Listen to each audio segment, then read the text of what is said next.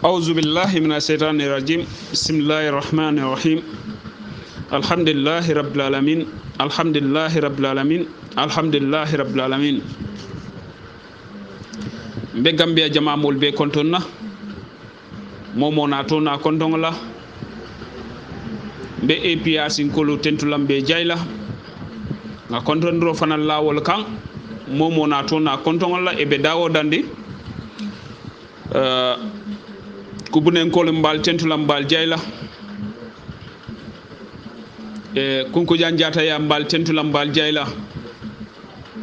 mandina bal mbal tentulam mbal jayla a boring kola be kamma bunu kolo fanan tentulam be jayla kapan kolo fanan mbal tentulam mbal jayla kamma mudun kolo yek sambalaro dinna ya din dimma la prasa futandimma e konye ko nkalla moyle ndimma nyi ngalon tumado sanya be tarla basse bayri abe do ko wala basse wol konye ko nkalla moyle woto e lafta kontongo e futanan kan drong ka futandi dolma e ma fonde damma woto ni ma fonye nte damma ni ma fonye be konton nan kela moyle woto ye sambalaro ki nyami fon sa futandi wo kamma wo nyama wala nyindigo alhaji landin jaju kam mamudu be tentulam be jayla anala groupe molu kam mamudu sate woto anin a dandan sate o mbal tentulam mbal jayla e konye ko e kallam moyle e ka APRC fonninkel fanan la moyle minol ka diamu audiol to woto kontondro e ko sa futandi molma min yalon ko wolle kam mamma nyindulato baytula nyolu jilanko nyolu jiba kulo nyolu Omar Touré nyolu pa ko nyolu Ibex nyolu ani e konye ko kabe foti momume mba nga kontondro fanan futandi wolma woto kabe fo molo ngal konton ngal tentu nga konto tentro fanan nin kontondro fanan futandalma inshallah na boring kola bimbe laflan nal yediamu mimbe danding tiarat sima njaymane diam tawto bare jannimbe dunna tiarat sito nsem fay yamari nan kanunte mal fana yamari nga daniro fananke ko ntolle tamu nyoti ntolle denta ni bi kuyata wo matina sama e kuya APRC kanun telu beradi atan dolle be nyokan at nyim fanam manke kuyati sa adia molem woto nindi am tam parta nga hacilo murundi nyokan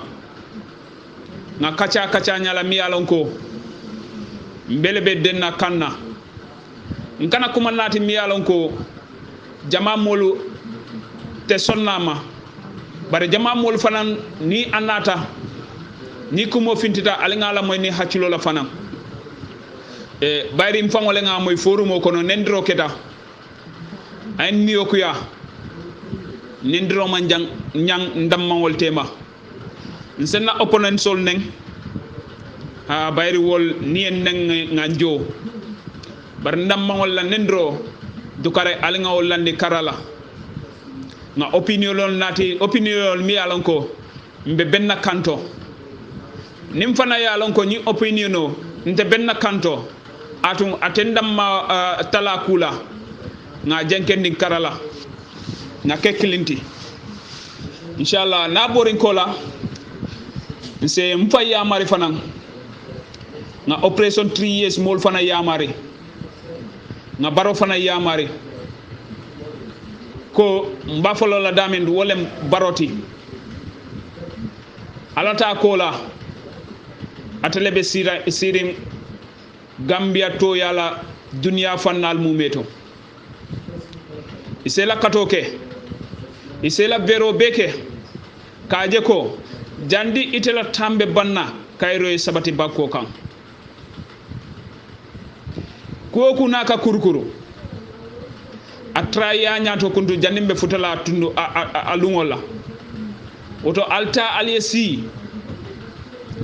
ali nyola lahido timmandi nali nyola lahido timmandi fitnote wulla nali nyola lahido timmandi fitnote wulla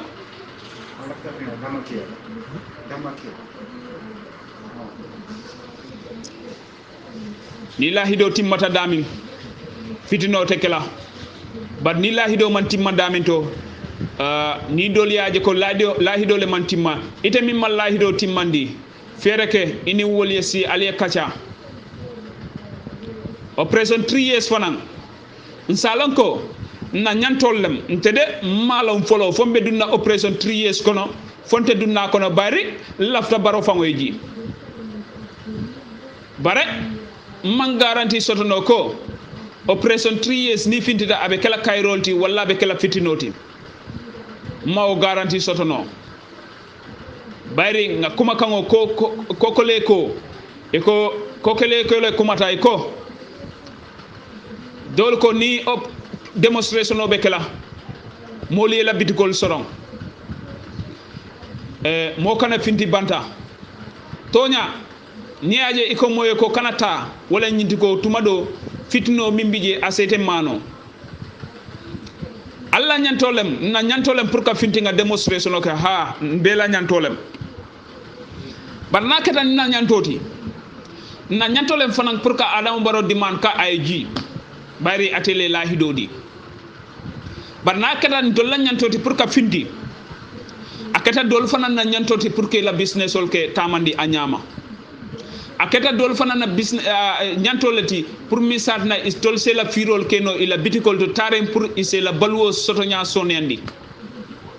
woto kama kana boy na kasito mfanan kana boy ila kasito na jibe demonstration no nabe kala nyaadi le Kenya mi yalan ko ate fitlo nat la banko kan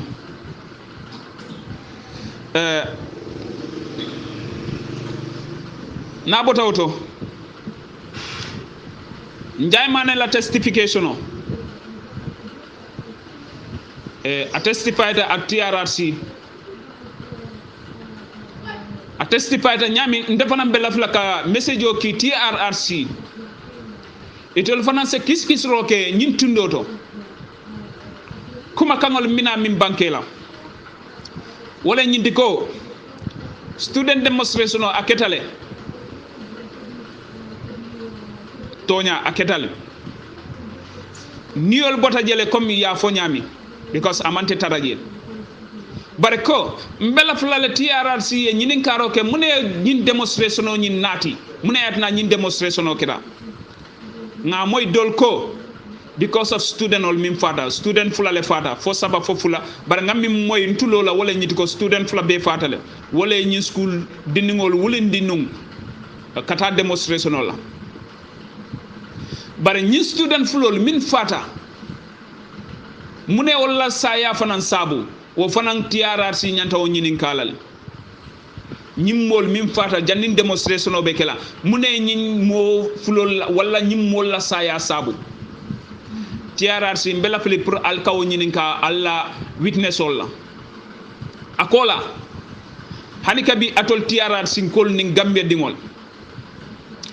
demonstration o banku itata demonstration la e nyanta pamito sotlal barin tol ngaje birkama demonstration o anin serakundala demonstration o e man kaytol sodo bari janjanne bo demonstration o mi yalan ko ya ke Westfield youth monument ye pamito nyine ya dilale wala nyindi ko deportation na ko bari nyindongol iman kaytol le dila wala yatna iman son demonstration oyke anin abita kan nyami tiaga so duntale atun dunia dawoda itada dawoda ni demonstration o be kering amum mansala nyantolti pour ka tiaga sol dundi tiaga sol mal janjannino iko ha tiaga sol me janjannino tiaga so be fayka wato mina itol nata ni sibu wala taka ke innugol bala pour min satna tiaga sol kanawol batandi tiaga so fayta mune kamma a fayta nyine kamma ko mol mimbe demonstration la tiaga so se dungi la ye bori itol ko itol ye ferole so do mimbatin na tiaga so te tol batan la ye bori e ko tiaga so wotumole itol bammanta ye sembo so do ye wacilta pour ka tambi kaaje ko itol le tenden ila demonstration la dunia itata dawoda dunia policeol service manol la nyantolem pour ka demonstration ni stop ni aje ko abita ka nyami ni atre pamito dialal ba ni atre pamitol fanan dial male inata je ko demonstration obita ka nyami anin banko la tanko manta ye right so dal pour ka demonstration ni stop bar biri mal stop no ni demonstration la alnata je ko tiaga so matol batandi inata tente wofe ko itol bela demonstration o kala inata robabletol nati robabletol na fam munati wo fanam pour que mol min be demonstration o ke kan pour que janjandi wo robabletol fanam manna demonstration nal fanam janjandi no itol ya feel coming ko dole nata ko alkana kudanko nyimu robabletol ti abuka fenke mola wala nyinti ko atol sulata fen la minka fenke mola allafta fen la minka fenke molma wala nyinti ko sojarol nyanta fen na use la mimbe fenke la atol demonstration la hacilimal alila moy woto bake mboka diamu ko diamo la dia baran kala fle nimbe diamo la wati don ka kuma kangol repi pour min sarna minul be la moy kan al sal la hacilol fanan tamandi wokono al sal la hacilol ya yurwa al sa tamandi je aliye pensoto walla ni atra imma soto num sañi afelenti ya soto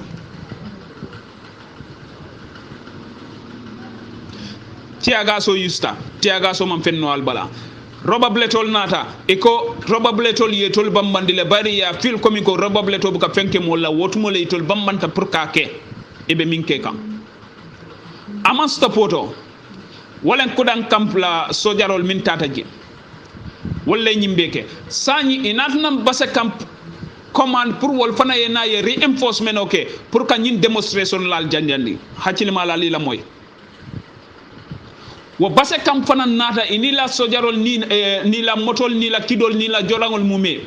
inata e tiaga sol use pour kal janyande wolnin ko dan kam together again ko dan kam biakele sani imanno base kam nata inen ko dan kam denta yal janyande pour kal janyande imano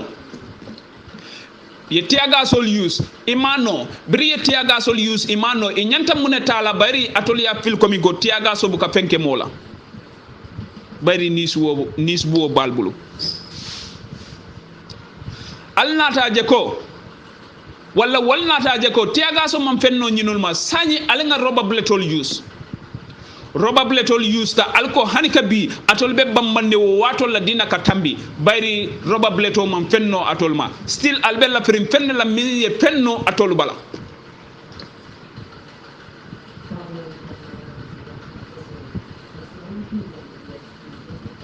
alnata ko teke base camp kudan camp imam fenno albala fara fenye camp wol fanan nata ye commandi pour wol ye na ye reinforcement okay wol narin ko la ye tiaga so use still alia fil coming ko imam fenno albala ñin camp sabol bi imam fenno albala enatna ye robableto fana use alia je still ñin camp sabol kudan base fara fenye imam fenno atol bala still waroba buleto mam fenno atol bala wala nyinti ko abuka fenke but still albela prim fenne la minka fenke allah sa fenne la minka fenke wo fengo allah sa minna minka fenke wala mum fenti wala niyota nya minka niyota bari nyindongol tal niyota la but sanyi minkal niyota albe sulade wala Allah di am kangoto njay mané la kuma kangol hacil mal ali la moyoto ala keskes ali ajibe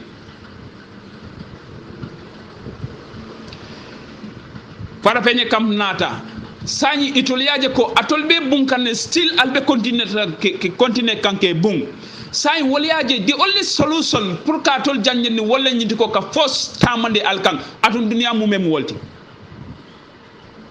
ngo fo rebelol man nyanto soto banko atelier nyanto soto nyami bang bar jumale be rebelol bulala pour wolier la rebellia tamandi comme iba tamandi kan nyami bar ni aje rebelol be keri itol fana e fenne fil icatol kono ko isonna mol kono ko fenne be keri mim man diantol ma woto sañi itol be wulla pour ka keloke pour min sanna itol sulata mina weke wala ñinti ko atol fana be kele kan kule kamma wala ñinti ko ali kule je mim man dial kamma sañi albe kelo kela wala albe forcer kela pour ka je ko al sulata minna ali yasoto speculations or analysis rebelol kamuneta fengo mi yalon ko ikele nyo wala itol kam min wali mimbe wo mol baramala mimbe wo mol mimbatina wo mol ye borila itol lafta minna yake student demonstration in 2000 rather wal fana muneta mande wala nyinti ko itol fana be fenne tala pour ka mol bung wala ka sojarol tor mantora min satina sojarol nyin se borila are they not rebels? These two things mune rebelol ni demonstration lal fatandi 2000 demonstration lal mune fatandi atu rebelol natata fona duta ye chamso pour ka sunyaro ke ye minje iba sunyala ni bitiko je iba telali be dunna kono yata ndamane la kuma kongodo itol fanan dol lafta ka bitikol tinya pour mi sanna se dunje ye fengolta itol lafta mintala mune ni rebelol fatandi sanyi.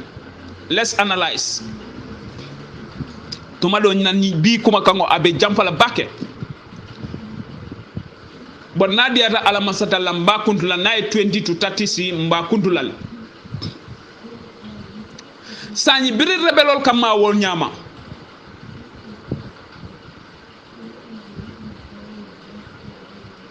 bayri rebelol walmul raw resistance army lati and others call it low resistance forces dolka koy low resistance army dolka koy low resistance forces wala nyinti ko minol ka bala luama groupe wala min ka bala luama atun nyim dol fanan ko negotiation alinga domando manga negotiate ye sojarol kinanje pour min sanna setenguno so saying they are resisting to the law mune ni rebelol fata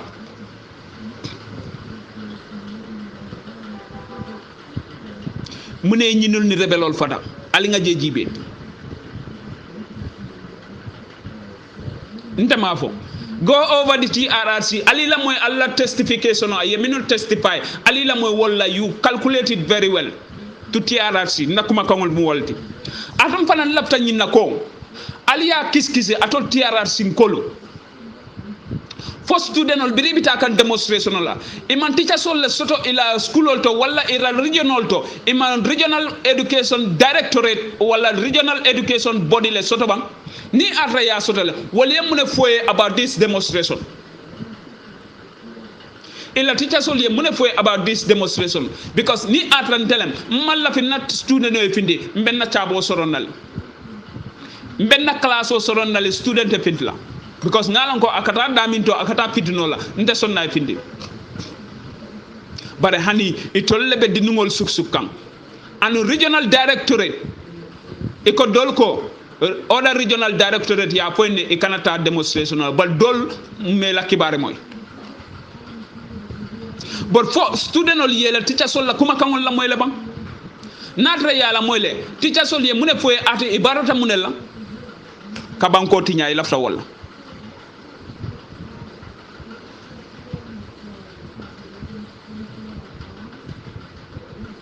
kabanko tinya lafta wala woto alinga analyze nga jibe ni TRRC keta those at the TRRC the council members chairmen and other individuals sol mimbije journalists sol fangol bijele ask questions raise questions if you raise questions you will be able to get the common sense of the word but hani atolbe sulare minna what is the cause of the death you don't investigate what causes or what happened before the death will come. Alma will investigate.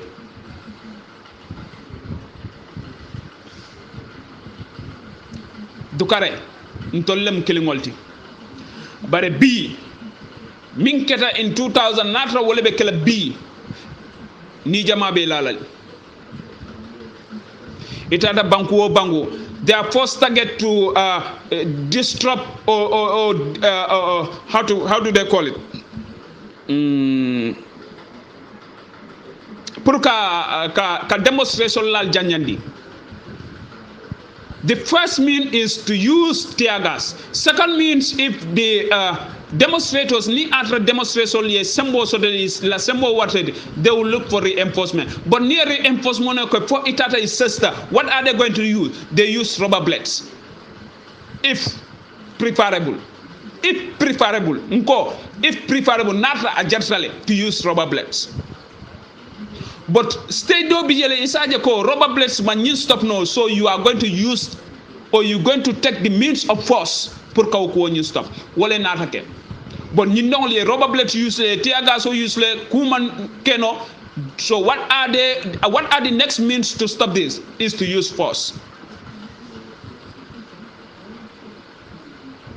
In the Gambia police, you have Gambia police force. A ma for Gambia police parade. A ma for Gambia police negotiators. A ko Gambia police force. Police intervention unit. They intervene when things are beyond the police, but also the army intervenes when things are more tough. In this case. But now, let us also nkana nyina ko Gambia Armed Forces wofanang is a nkana nyina ko amanke Gambia Army negotiators thing. Amanke Gambia Army parity is Gambia Armed Forces. Alinga hachulo tuwar. Nga diam la moy. Bar ngamira mbala audio play la janne. Molbe ya la moy. Kuma kawo mimfo nyai tandiko atele diamo mimfo wala nyindiko nte mafo atele afo so kamambe audio nyimple la le pour message na mol sa moy afango mimfo atulola hold on.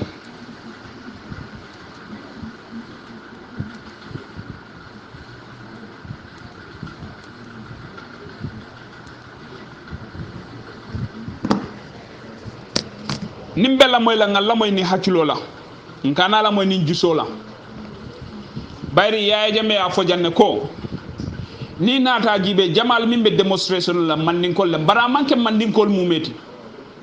woto lafta nyina ko jandi be dunna ko ko non lafta nyina ko mandinkol e kal tolle use ka fo ko e bita demonstration la mandinkol fo min di am ta mandin ko lem fo mandin ko tem bare ay mandin ka tole use ka fogo itol kata demonstration la so that means that ye min fo wala toñati UDP ko le kana demonstration la o plus other mandin kas ngalon ko manke mandin ko mumedi but atela diamo kono ako pour ka mandin ko fa so that means that mandin ko le kata demonstration no nyina ala moy. Assalamu alaikum, Mr. Sonko Forum, mbali kontona mbali tentula mbali jaida anali bade malamu Mamadou Camara comme ça khabirin dunan akato mu Mamadou Camara men dilal da bari mati no alla bari bi comme ça bul mu do Kenya la mu bedo poublade bul mu do Kenya la mu wala tan ma information ma ngi yalla okay 3 years jotna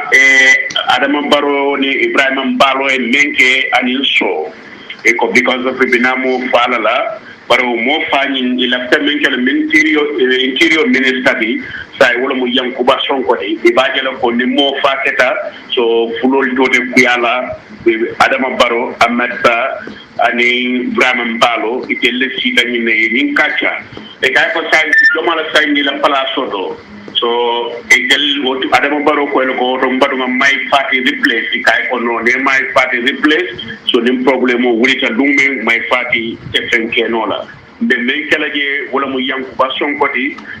Sonko ni kay ko police wole ko ay moli fa nyaawonya abe moli fara wonyale e ba jelo ko he will be under to the Usman show so wala ken bring information no ni ya fanya no bring 3 weeks ago bari bulumuto Kenya la mu benga fanya fanankala ko no ngai ko ba akiski signé akonye ko ñing August la kono ba nawans la ngai okay ngai ko wala mu toñati ngai ko bara keta nyawanya so ndefanam ba atil lale so badiwli mandin kolu ane yankuba sonkala badiwul beta wala isinil lonko adama parwa replace ka ke ministerio administrative wala mu nyiti to come to agents in mandinkas so badiwul desinil lonnoje so ya natin the replacement kan wala mu nyiti ko kana because of okay solo sande ñol la saya be itelle bige so say wala kena ya natin dige pour actively involved in December so against another mandinkas so ñu nekk da Yankuba Sonko binakan minister of interior so Brahman Balo manda takang Brahman Balo ye même follow plan wala mu ñu digo ka suntu touré bondinang in United Kingdom ko sambana as a foreign minister bari imam de woto because of him ila ta tangara la bondi la je suntu touré fije bari yo fanam bayle so ni international la bida kan sainte but sainte problem mum be je Yankuba Sonko natile pour in December to come against in Mandinkas this is the idea Ahmed Ba ani Usman So, ani Ibrahim Mbalo, ani Adama Barrow, ani Dusano, isite nyine kacha. So badi makes me longo Usman Sonko bina kanyina lafo to come against his own tribe because ya fotenne adon fana wala fana senata badi nan badi malamu Mamadou Camara mbedo kudula la tay al sim message do janjandi dawda di atelier okay nyina nanko Mandinkol alin kana song yal to use alikana song yal to use ko Mandinkol le kana demonstration a point of correction Dusano is not Dusano it's Dusane it's Dudu Sane amanke Dusano ti atele apanke Dusano ti but he is not Dusano he is Dudu Sane okay solo sandi na demonstration ya jame ko Mandinkol le tata ka demonstration okay against him against his government we ñu mo jama di okuyandi mo jama ni okuyandi mo jama ya fil komi ko aka Mandinkol le na hani dol min mu jolalti wala fulol nin dol wolli ko amanya na okelam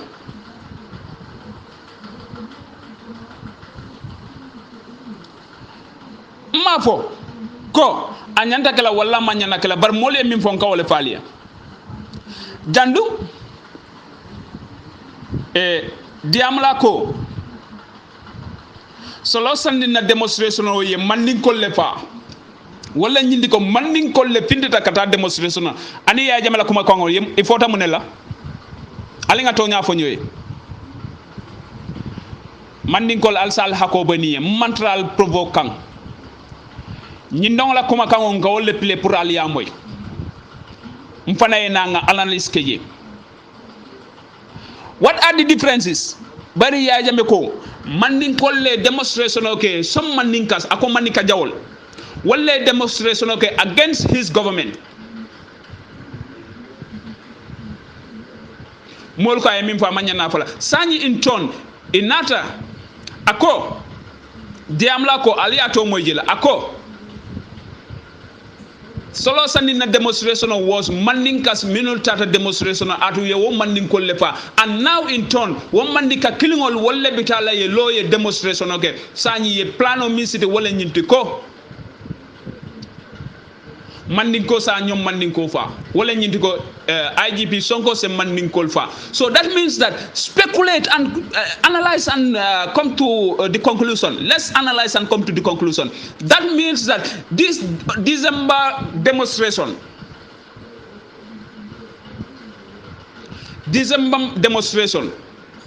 Mandinkol le ba ko koma that's what he's saying ay wole fo sañ ana fale fo Mandinkol min kata wo demonstration la atela foroto Mandinkol min kata wo demonstration etela mol yamar no la bang fo sidol yela mol yamar no nyami ngale ko Mandinkol alkana lafi alkana song mo yal tol use in the name of Mandinka e ka mandinka kango min foko mandinkol le kata mandinkol le kata demonstrational so IGP lafta ye Adam Baron nala Masakunda e lafta ka mandinkol le pa fo itol damale be banko kamba ni atra kule mi yalon ko amanke mandinkol dammati wala kuwo ko mi yalon ko yaaje ko jolal dammale kata akuwo bara alon ko kukurngole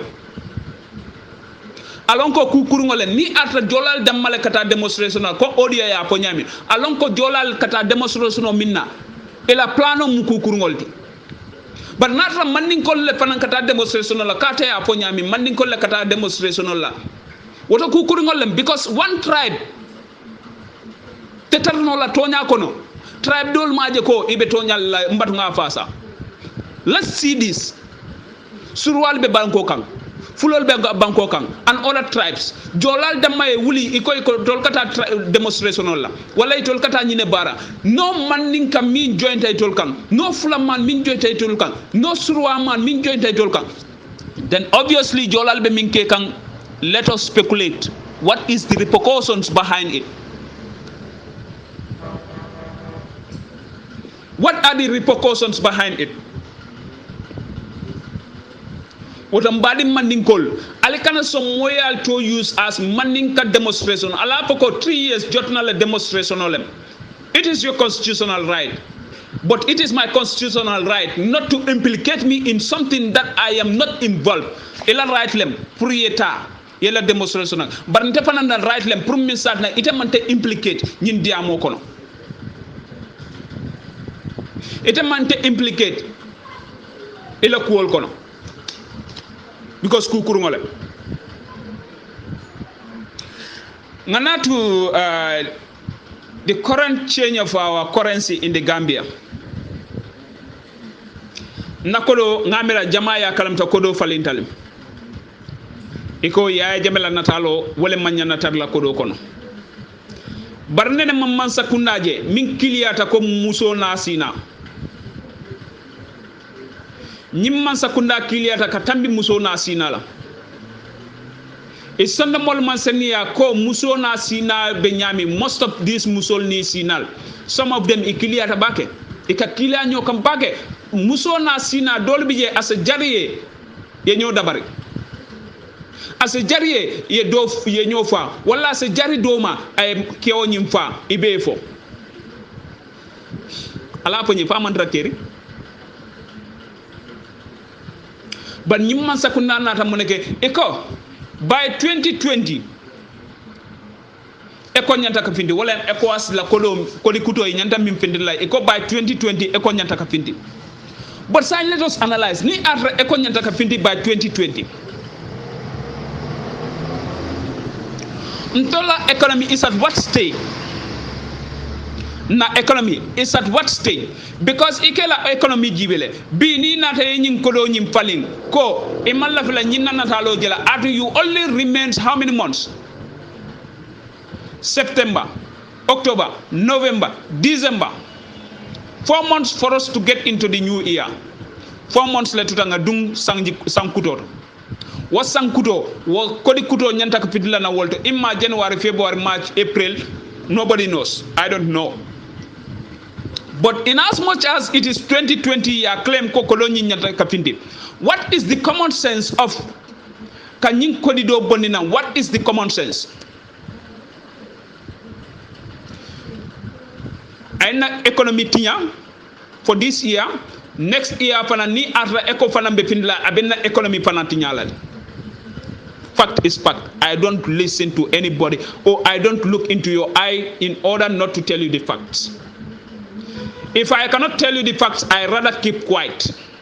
But nim atra mediam lale on facts, I have to say it. Na economy betinya kan.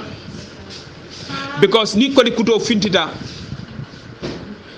by 2019 atu ngalonko eko fanankana finti in 2020 what is the common sense and then what is the common sense of bringing another currency into the Gambia ka kolido dala ka di molla ala common sense le because yenna economy la tinya wodo kama ka be fo fans club mbal tentula mbal jeyla Baitullah Fans Club mbal tentula mbal jayla Patriotic Gambia Press Committee kata fo alhamdulillah APRC aning diehards royals aning other forums formol mume dal mbal mume tentula benna PRO tentula mbal jayla ala effort solla mbe the national executive fanan tentula mbe Saidou Bojam fanan tentula aning anala kiamano na kiamano mimbe executive chat group ol kono mbal mume tentula mbal jayla ngammo motu koma alonko manyin tolete fono la bare mbal mume tentula mbal jayla la moyral mume mbal tentula mbal jayla inshallah ka fale ko samambe bennale inshallah programme dula. Assalamu alaikum. 3 years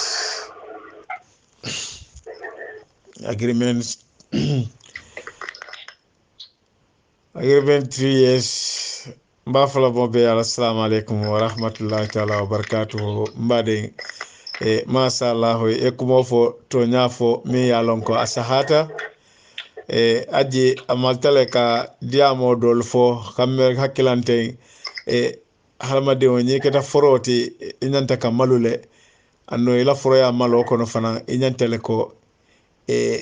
moma janne dunna kuto imam minke moma janna kuma fole ma ijiko manke minti so danko ite nyin kumo mum foten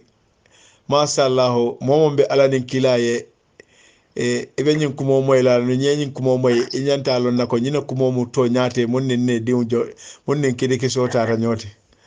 masha Allah mbe duwala alama ala en deso te ben kamfena alama ala nyin kafo samba nyaato ko ya fo nyamin nyin 3 years jotina 3 years agreement ani nyin be mu ku kilon lati bare manden kol ko yirdo ni fanta muliata e do mo nyam manke kilinte comme ya fo nyamin 3 years jotina ila problemo siata patu nyim fatu konta mun filende telu men kabriya interview radio station auto masha Allah ala interview wolo fonde fawya akanna soje ka jitande ko yakuma kendo fo hanna tara nim fatu babarobe nakilin fakilin ne bar wolo amo yitande wala je wolo ay kumal le fo kumo mu yalon ko hanna tara fatu babaro yo moya balon la ko ndene nyintema bi badiya alota alala kilala silola kan ado ndebe silo men ka ni nyimbe silo men ka e manke kilinte nyakata terile fanante wolo ala teriya ba yitande la ko bi dal fatu konta aben kunne kun bi kuno bar bi amantarin kun oto fatu konta la o interview mo ayaki je wolo wallahi billahi momo ni kita misilmote ibalon nala ko ibe Gambia la nyaato tala ibalon nala ko fatu konta manna pour ka faniya na fikia fo radio station to wolo ima interview ka je ko aka kumo mum foje abe na fikia kumo lo fokan walla abe kam fula fol la je hani kuma kan lo sata je wolo ya interview kumo lo la kumo mu yalon ka yefo iseneata set anno ay kumo lo fo kumo mu yalon ko anim banko la kamben kafo banko deon la kamben kafo tata nyoltale min keta ni 3 years te ko ya fo nyame ni 3 years manke mo kilo ya create bar bi amantar lori mo kilo bloko no Gambia bele be dendi jinna UDP ten epin NRP ten APRC ten ti parti nyalon ka be Gambia banko kambi abebe bampuro nyin 3 years komale abebe lori nyin 3 years komale so danko nyin 3 years ka fo ite a create o dosin mata ko ka fo ko ite binala lola kanyine on laje tomu yalon ko ino ite min be diale te ite bolo fola membe momman diete wote fola wote kala hani itele ya kireti ala ko kullu sen lahu sababu ite keta sababu lati bari wo sababu nyi timmandila mo alalati anala kilani ma sallallahu alaihi wasallam anem molu parce que ite kilinte fam ken wala fenti ite kilinte vilino la ifaye ya fo ite bita state house la aresila ite to nola ibe jamaala nyinenda o jama dum den na femu tala fenete so dan ko ite kilo la nyatom kaya tombe o do sin mata ko ka foko ite damman na mu dinkendo tije walla ite damman na mu kuma kende fola tije hani amanna wala ite damman na mu kuma no lati je hani amanna wala nko almamo la tambo jama nyato jama to sate oto o do sin mata ko ka foko ate damman na mu londi tiote sate o kono de hani de anda mammanke londi tiyote alota do nyata akara moba ko male de wallahi billahi almamo tambita sate o be nyaato almami yala ay mol salindi jama kono nya kuntuta man tafo wallahi nya ko ma fila kakara moji jetole akakara moje lora ko male so danko ite mo client la kafo creato o dosin mata ko kafo ko ite lebe kafo marala min diate e bolo kala min di mum kuyate o tekila hani ite kita jama bendi lalate bari ite manke jama be tamandi lati hani ibe janna mutala nga jammuta kullu sen lahu sababu ikita wolati don ite la kita sababu te pour ka ku create bari o ku creato ite ke rinte ki fanken wala fentije ni mol meke minti nyaade president be sapu kumol fola abe jikirin koma lolal la nyo koma lolal ta koma wallahi president fon yalo ne ko dunia dawdandi no president nyaade be sawla kumo fola be sapu kumo fola be dawara kuma bol fola ibe jikirin koma lolal la wallahi nyin koma lolal te bulo ite fon yalo ne ite killing ni diamo taw wo jama tema je ate kala kewul fonti de musol lo bi ne bulo mutala ye sambay amun diate ya kela katu muso kamentela ko manyo sa mente nyaaw nyande nye manyo le minintala wallahi dawda ne mata ikajele king so halama de on fana nyaatar ko misalo kama president man jikki ko ma lolalla ate yalo nata kilina kekende ya nala ba futo nala fatiya atete kuno la banko diwulma hani sate kilin ate kuno la man sakurante korda hani korda kilin fa ate kuno la wande korda kilin la man sakurante sate o sakurante banko so nya jabe kuma ba fokela be jikirin ko ma lolalla bar nyin ko ro man me ko ma tula fana bukalon do be lori ko ma wote kumutale aha anin 3 years agreement e be mo nakilin fakilinati bulkumba yelo ni sinkumba yelo lo nyeto di nyoka ite bola nyoto bar memu di problem ti dron wolo mo nyindula do o lafta kanti yale la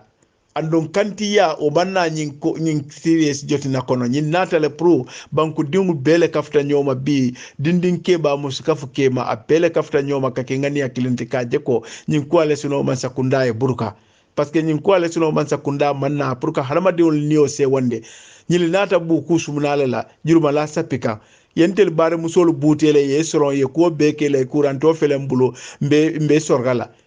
itel man haji soto wala oto nyin ko bina badim fasala oto kunna mobebe lole badim lo fasala ando nyin ko mba kele oti abina kele gambia banko la nyato sayin ko molote bi nyi kam fala bondi gambia banko kam fente tulaje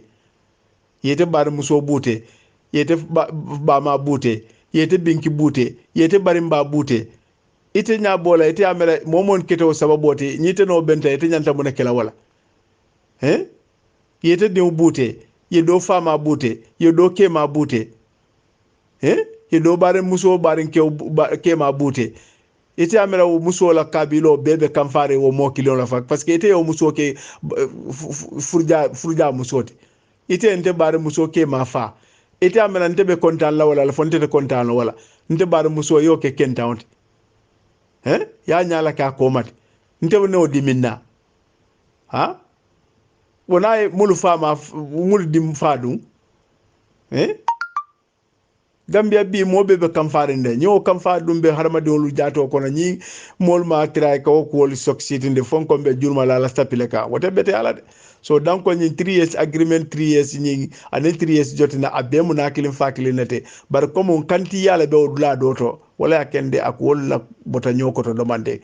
so donc ni kumi bo nyama bi momo yalon ini alani kila tema aji nyol lota bunda minna e do ko menke ni bo ki koy bol do la do ko kilebul kensente ate possible no la parce que bi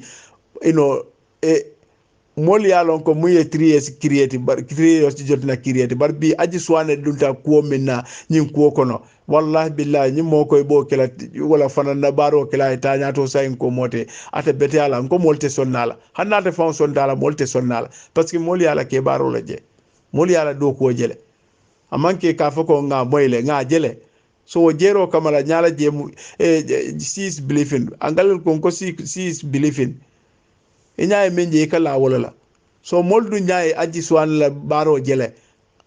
ay men bara nga jele ay men doku nga jele amanke ko nga jele ñabalale so donc ñing kumu bo ñaba woto mol ba jelal ko aji suwane ñaadiata ala nin kilaye ala ñing groupe fo rumo mu aya yele ama yele nafikiya kan ama yele nafi sahasidiya kan ama yele kan kalita ya kan aya yele dron ko ala nala kila ka je ko afana mu gambia de on tada mo nyaton kolati ado ay right soto le pour ka ñing operation 3 years agreement form momonde ame forcé ñaadiata mi e dunje ando isalon ko nafikol be dundin kotolale dawdan ne nyimole groupe yele alon ko ñi coalition o nafikolo hasido do fanan be isfanke kanne ko etel fana mo nyaton kotil watare be mol nen ko to dale ñinin ka mol ka fere o fere dada etel katara wolon dinin kam pour ka cité e fanan no be funtile nyame bare wallahi ñi bonde o buka ko no ngoy telte fere tala mol bulo fere o mon tambita ñin kumola bare kumolo mu ñinte ñi manke fere kumate dunia bebe kambende ñin 3 years jotina lal dunia be ñin 3 years jotina moyle president sita wala kankan president e campagne ke wala kankan andu president sita wala kankan woto kunna mandin kol ko moy sita dulay mom men foy firandula kan o fode ya ila ñin 3 years agreement momo ebe ala nin kilaye ebe gambia banko la nyato taye malla fi jahiliya nin kafir di yala la nin din kuru yala la ni ala sonta ebe dadu na nyin ka foko le ande ni ala sonta eno nyin 3 years sita ni man tambe te dasala dinkendo dinkende nya ba fututa nyin 3 years sita ni man tambe kana dasa kente musunten dindin keba abele be funtila abe malaikol fon be je lay be funtila wolu na diat ala nin kilaye ngo mol tilo be malaikol lay be mun foka al balon nasilan gambia tambita wala malaikol mul yalon koy be kono fa wol fon yalon ne ko mun hapunta gambia banko ka sakurante mul be nyala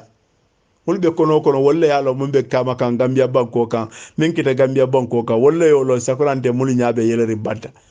ngo nyaabe sanji saydi ndew lale sanji kononte dindew le be men foka mol tilo bala nyaabala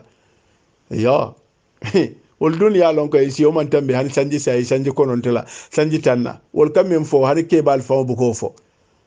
woto mol salon ko bi ku yiddo nim fanta muliate do mo nyamanke kilenti de ya jamera tilo ni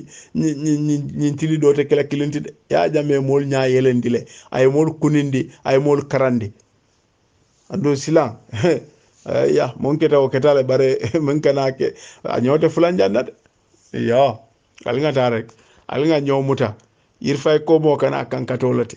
so danko eno mbe kokondin tabandi kan mo bebe agreement di munala wala mo gambia la nyaato tala nyin ko le sino dun nata function self difference development la bar ñil manna bank wala development na ñil nata function interest development ñil nata wala la ha bari ñaaji be nyin ko le sino man sakunda e bonlu mi lo e kordal mu sang ino nyatare yo do ko ke gambia banko la kanu trambi no gambia bota dunia be ko to no mobe ya boy millions so mulu nata gambia banko kam biri ye mol so minda ye mol donate munna ye mol so minna ni miltata dontorola wo kodol dunta min tole ita fala ko kodol ye agriculture yele jeto ita fala ko kodol ye loptano lo sponti jeto ka borkendo lo nati wala doctorol mulyalo mol ke bayndi dakar nyolto yo doctor sifa lo apply dan ke nati nan banko ka ni fato to silo o projet to be lo da file o kodol nata file especially woni ñin doctor kodol ni donation kodol manke client ñi farafeñe ñi fenke salo bon biltate o fanan ko do projet be lora fayle laringa fayle o fanan ni donné solo ko dol manke client sa ñi million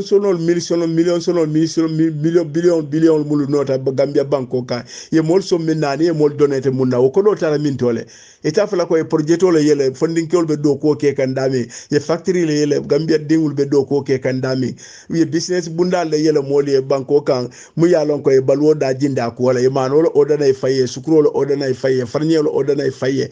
ita lo na ko dol wol dunta min tole o ko dol tara min tole bayri ko kolote ranke so kono sa nyin kolote ranke so kono ye mol so minna lillahi wa rasulu ani ye mol donto kolol mulula o kolol dunta min tole to ido kuta bundaji mala to ita fala ko ibe masakunda la nyim bunda kar le section o doku ka wala bunda ni diplôme fenko la yele fondin kewle du kira dulato wala ya kende ko dol nyil taraw dulato so ko dol nyi dunta banko ka ko dol kata min tole ye do ko ke min to ko dol do kundita min tole ye muna opportunity yele Gambia diwle o do ko sila jumal le do ko Gambia banko kan kato silol mul be do ko ka wala projet be lori fayle wol ko dol be fayle wol ninyin ko di dol manke kidinde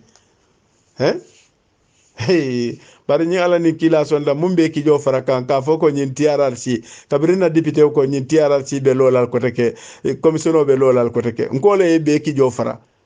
wala ne be damin to be ke ta buwa jabor lewonti e koy fay ko sa mbul kolonto ñi man sakunda boyta e be konti bolala ando bitu dun tamen na ala be jorinde la wala ngolo ki jafaro be fe nyomate wala ne bafula alkana loi kal bloko no ete le loi dun ke nunka ina beta mala ha itile luwa ke bultete o kono le yalla e non kan ya mini nya dala e dakata itil be ko min ke ka itil ma ko di bare billah wallahi bare e balna ko sai ngai ka tole o kilo de sinya kilinne tapi kilim buka kun so bare ka ka nya yelele alingata albe ko kun dinto bi albe jere kam bar sinal si kumbo asal nyamutal yamital nulti alingata be ki jo faralinde bare député o koko TRRC be sain kanal ko teke wala na siaka jata ko neba again yo itel be minto ma fo wala neba again faytel ka fo moliye ko neba again var billahi gonjil ya bira fo mol mu dinkurul let wala lawa alen kala da fo vulkal kunto la al kiyamalo lon sinen ñeñi bondale na jahannaba dimba ko ray ko ba kelal kunto al safo wole ko ndene manta makka kam banko diol la na fulo kafu nyoma kata makka jibe kana al manta hijola al tara junube kafarol la nga junube safarol la je bari en ko dolo di alla karon ndene na dimbal be birin newol ne mama rewlo walla ko do dunta wol hakko mum be Gambia banko wala ranke so kono wallahi momondi ne o ko do do mo al kamalo ron sine bentene na dimbal ta sayla male wolona isi moje e ko ala joye ko ila haji na fofila ko hanin ndene manta makka bari ba dimba kama mara bidile kure ni yo tikana je malki ka ba kile kure sa ba ndo manta makka ala haji nga ala haji oni ala jo wolte kilinti de alga tadro modo tata makka wallahi wotata hijjo o manta hijjo la wotata makka la jibe billahi wallahi alkabalo ron sine isi hajja na foje kala dimbati alga tadro albabe jalale Allahu akbar imboro mamme ko matula bukalo alga nyomuta alga alanin kila muta sallallahu alaihi wasallam nga Gambia banko wala nyato taje ngandewul nimma marewul la nyato taje ngela sinin sak inshallah ala baraka honorable Haruna Drame fana fa dokoma kendo amunta nyomoy kundalo janti dron mandin kol ko yirfay komo kana kankatolate bare mashallah komo yekuma kesola nyininka ando ngaji ke ko yekuma keso nyin ya amoyle min beteata yo nyaaji be komo mbaden fana ya fu nyame bi Gambia parti politique parti ñabe ñim banko kan abela mobe ñi 3 years jotina kono le bari ñi mu Gambia kafolati ñi mu Gambia din kafolati ñi manke politique kafoti ñi mu Gambia din kafolati parti o parti ñalo amobe ñi abe mobe ñi 3 years jotina kono le yo ñi tati jibe fa hanen na ñi victim network fa mumbe forum mumbe lorenteng musol bala ñi forum ala diamo aka nyin 3 years jotina fojele yaajela danko bi gambia kunna kun politique parti o politique parti abela mobe nyintri yes kono le bayre gam banko din kuolom nyinti yo bar nyina ta jibe fana forum nyabe nyim banko ka nya yele alon ko abe daka be nyintri yes jotna le ka mulbe forum o kono ba multe forum o kono ba abebe kamben ka fo kono kan kilon ka fo le kono nyintri yes jotna la ya jele ite forum long nyi bije alonko ibuka diamo ke bande e manyin 3 years jotina dundi je yajela so danko nyin 3 years jotina e nyim mun koy bakela kankilin county e bajala ko ate tamanola ate betianola parce que bi nyim mu gambia diul bele la kambe kafoti ka je ko nyin 3 years jotina mo kilina ya create no bare alonko amantare lori mo kilin bulusila so nyim mun koy be kan nyini na je dron e bajala ko abina foltule natila abina problemo lo natila parce que setan molbe mol kotole mul yalon ko fananke dadu mol kotole ke fanke ko itel mukuti jele watare wol mo setan mol late mil yalon ko mol ka fere o fere tamande itel fananko fere o nyinde ta e ka samba nyaton kolye ka foko ha e dia mutanyine la e be nyina kuoto e laftanyine kela wala ne katare na nyaton ko dolu noma ka foko e be sanna yajele e bela foroya sanna ke jonti bare nyin dala si kemo e ke jonti bi alon ko dala si tal lobite e fenkendi la sini yajele so danko e bo foroya san mun na mol no matare wala na nyin amanjare mo kiliye ke nyin lato nyaton koti nyin mu banku be kamben ka folote yajele nyamo e karlo mo nyaton koti yo sang bare ngajele ko say nyaton kolo e be sang kanne ni momon den silo ye fani yafo ye nafiki ya hasidi ya nafiki ya fani yafo ye gambia banko la nyato sa ta nyato sa en komo kacha ibete sol ibete sanna ko dolal ibe ko dolal di letela ibete bulo fandilal so bayri sa moli yola je ka foko fani ala nyanta ko do silantema wala na mobe keta wuli ya folat mobe keta alla kilala ya maro so kilat mo buke mirala kabrola mobe ke mirala dunya la anin dunya dombe bandale so danko atel mo nyaton kolti ale kan soto atel be kala moti million ko albe mol fenkela entertainer ka je ko hanin kabi nyin ko be mo ko kilonte comme nyin ko nyin ka nyami a ko tema sila telefona be kala moti ka mol pusu nyin ka fo kono ka je ko nyin nim 3 years jotina be mo ko kilon lati ko nyi ya fo babula julo bula bala abe kilin danko don julo e tari ba kawla dron o be mo mandin ka kawlati kol ka fo nyami no wala mo yirfay ko mo ka kankato la ke so danko nyini mobe dindin kula nyalma mo nyokala mutanda ko to ite amuta nyado nyama strate ma muta wonya ate amuta nyado nyama ite ma muta wonya nyalma nyo fahamo o misunderstanding wala kana problem mo natina bar nyimu kula te mi yalon ko abe clearine abe senarine na karti je ando ka foko karlo mo nyaton ko ti wala karlo kambe lola mol la ka no etela tambo nyato do sin mata ko etela hakil mayata mo beti walla etela londita mo beti walla etela diamo no mo beti walla etela fatiyata mo beti handi nyin natala pour que gambia dimu bele kafta nyoma bi mumbe forumo kono multe forumo kono a bele keta ngani akilenti ka je ko nyin ko ale sino man sakunda ay boy ha na busandita lo menna ni yirba boy ta kunol ka janjanne ando nyin kunol janjanta bitum be ka lodu la nyine ha yiri jara o yiri kuta o danko dreytele tal lore ha so danko nyingo ko be ngana molbo ko kata maka alembe ke ngani akilenti dro nga nyomay ka jeko do ba funtindila nyamen ka sindi dula do to nyamen asatare ko amantare wanya yajel so bari ninke ta kumala ta fotan be ya moy to alembe ya ko nyin kanta nga jeko mo kanata ko fani ya funtindi dinkira do to min sike nyosa ba ko wote bari nafikol be mol kono le jahannaba diwnu wol fanan ben kono le ka katale puritel fanan na jahannaba be faale bulu nyami yajel arjanna diwnu fanan bijele wol fanan ba kata kanne la arjanna di kallanke ya be soto la nyami so danko abo nyaala bari alale sufula lo fulo mun lo abebe faala le faka buruntu jahannabe be faala le faka buruntu arjanna be faala le faka buruntu modol bije wol mantari la alkiyamo nyininka wala ila dunya e bete yadro yejena kuto soto ay diya e moto kuto soto e korda kuto soto hanna tare alkiyamo lolon sine bete la jahannaba dimbala kono wol manke ya wala ha bar dan ko rete la dunya way sukur dro so wo mol lo bije to wol fanan be damen to bi nyi man bar jahannaba diya baroke ite dunno la jahannaba ado ala yol dawo kamala e fawli e fanda kama yajer so arjanna diwul fanan bi jele wol fanan be ko kon den kat wala be ku kende baro la kala mun sa kende isi Allah taala man so la arjanna soto yajer so wala na mandin kol ka fa ala be sungu fi abe fentiyo fanan fele yes ala nga wakili dron nga be ke ngani akilenti nga ke kulumbulandi lalte kulumbulandi la be ngani akilenti so ali nga kata dron nga kata kuto laka inshallah nga ke ngani akilenti abaraka ba ke mfon do ko ma kendo honorable drame